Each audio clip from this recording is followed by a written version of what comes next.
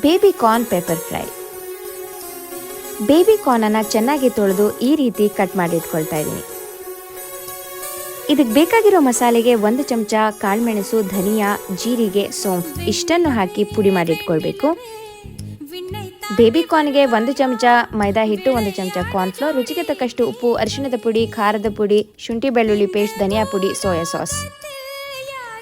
ಸ್ವಲ್ಪ ನೀರನ್ನು ಹಾಕಿ ಚೆನ್ನಾಗಿ ಮಿಕ್ಸ್ ಮಾಡಿ ಕಾದಿರೋ ಎಣ್ಣೆಗೆ ಇದನ್ನು ಬಿಟ್ಟು ಈ ರೀತಿ ಫ್ರೈ ಮಾಡ್ಕೊಳ್ಬೇಕು.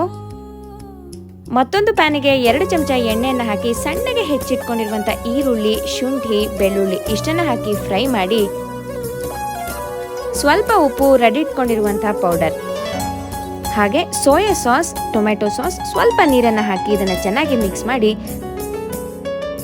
ಕರೆದಿರುವಂಥ ಬೇಬಿ ಕಾರ್ನನ್ನು ಹಾಕಿ ಕೊನೆಯಲ್ಲಿ ಸ್ವಲ್ಪ ಕೊತ್ತಂಬರಿ ಸೊಪ್ಪನ್ನು ಹಾಕಿದರೆ baby corn pepper fry ready ಆಯಿತು.